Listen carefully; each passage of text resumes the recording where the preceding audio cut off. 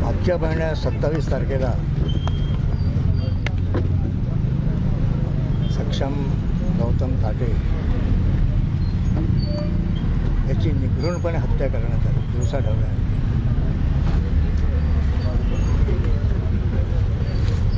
त्याच्या परिवाराला सांजोळवर भेट देण्यासाठी आज मी आणि माझे तमाम कार्यकर्ते या ठिकाणी गौतम आपल्या सक्षमच्या घरी भेट देण्यासाठी आले. प्रश्न हा निर्माण होतो ते संपूर्ण महाराष्ट्राला शर्मेनं मान खाली लावणारी ही घटना आहे. शिवबा फुले, शाहू, डॉक्टर बाबासाहेब आंबेडकरचा वारसा जपणाऱ्या महाराष्ट्रामध्ये जातीयतेचं भूत काय आमच्या महाराष्ट्राच्या माने उतरत नाही आणि त्यातूनच प्रेम प्रकरणाचं निमित्त करून सक्षम गौतम ताटे या युवकाचा निगृणपणे खून करण्यात आला. महाराष्ट्राला कलंकित करणारी, पुरोगामी महाराष्ट्राला कलंकित करणारी ही अत्यंत दुःखद अशा प्रकारची घटना आहे. अनेक मंडळी येऊन गेली सांत्वन करायला. आम्ही देखील सक्षमच्या परिवाराचं सांत्वन करण्यासाठी आमचे नेते बापूरावजी गजबारे, चरणदासजी इंगोलेजी सर्वात या ठिकाणी आलो. त्या परिवारावर जो दुःखाचा डोंगर कोसळला ते शब्दात सांगता येणार नाही. सांत्वन करून देखील दुःख काही दूर होणार नाही अशा प्रकारची घटना आहे. पण पुरोगामित्वाचा वारसा लाभलेल्या महाराष्ट्रामध्ये आज या युगामध्ये तिथे आमचा जे चंद्रावर जाण्याच्या सूर्याच्या प्रदक्षिणा घालण्याच्या गोष्टी बोलतो, तिथे जातीच्या नावाखाली केवळ एका मुलावर प्रेम झालं, मुलीवर प्रेम झालं म्हणून त्याची निगूढ हत्या केली जाते. यापेक्षा दुर्दैवाची गोष्ट आमच्या महाराष्ट्रासाठी, देशासाठी सुरू आहे. ज्या आचल नावाच्या मुलीसोबत सक्षमची प्रेम प्रकरण होतं आणि दोघांनी लग्न करण्याचा इरादा व्यक्त केला होता.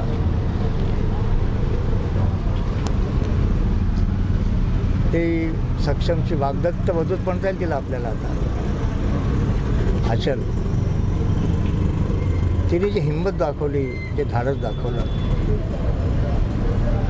आणि ज्या दोघांनी शपथा आणा घेतल्या होत्या भावी जीवन रंगवण्याचं, भावी जीवन जगण्याचं,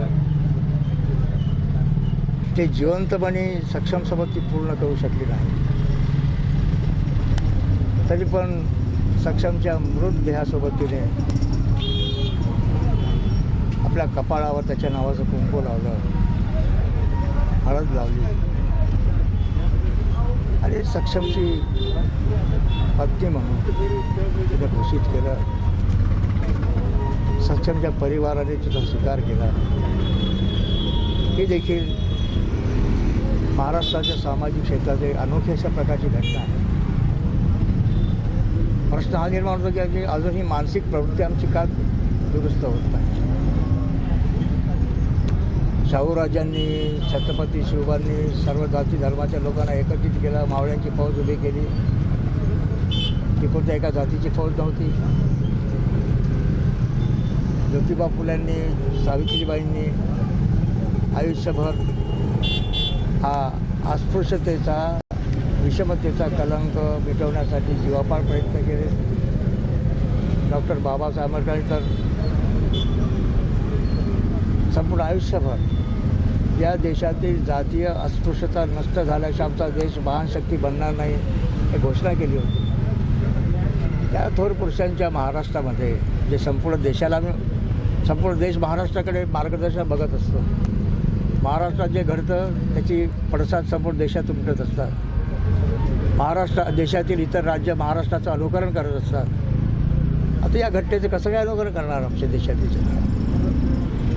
संपूर्ण देशामध्ये या घटनेचा तीव्र शब्दामध्ये निषेध व्यक्त केला जात आहे. आता मी या घटनेच्या संदर्भामध्ये शासनाकडे आमच्या काही सूचना, काही मागण्या आहेत. एक तर सक्षम तातेच्या परिवाराला 1 कोटीची सानुग्रह मदत त्यांनी केली पाहिजे. सक्षमच्या परिवारातील त्याच्या भावाला आणि सक्षमची वाग्दत्त वधू आचल हिला सरकारी सेवेमध्ये घेण्यात यावं. सक्षम आपल्या आचलला कमीत कमी पोलीस खात्यामध्ये घेण्यात यावं. BSc करते आहे ती. सक्षम देखील अत्यंत सुशिक्षित अशा प्रकारचा तरुण होता आणि पोलीस खात्याचं मी धन्यवाद देतो की त्यांनी तातडीने कारवाई केली. आरोपींना अटक केली. 1 आरोपी अद्याप फरार आहे. त्याचा देखील सरकारने पोलिसांनी तपास करावा, त्याला पकडावं. आणि या प्रकरणामध्ये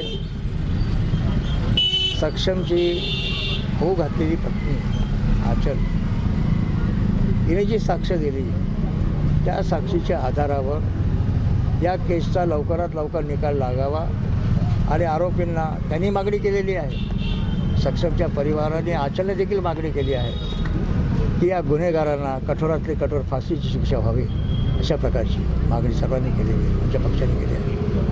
आम्ही सदैव परिवाराच्या पाठीशी आहोतच. सतत पाठपुरावा करत राहणार आणि या परिवाराला न्याय कसा मिळेल असा प्रयत्न निश्चितपणे करू. पण एका विशेष कारण ॲट्रॉसिटीचे केसेस जे आहेत अशा केसेस वर्षगती चालत राहतात. त्यामुळे जलदगती न्यायालयामध्ये या केस चालवण्यात यावी आणि विशिष्ट 6 महिन्याच्या आतमध्ये त्याचा निकाल लागून आरोपींना कठोरातली कठोर शिक्षा व्हावी अशा प्रकारची शासनाकडे. आता महाराष्ट्राचे मुख्यमंत्री गृहमंत्री आहेत, त्यांच्याकडे आमची मागणी आहे. उद्या मुंबईला चाललो आहोत, तेव्हा मुख्यमंत्र्याला भेटू, दोन्ही उपमुख्यमंत्र्यांना भेटू, याच्यावर आम्ही पाठपुरावा करणार आहोत आणि मागणी करणार. धन्यवाद. जय.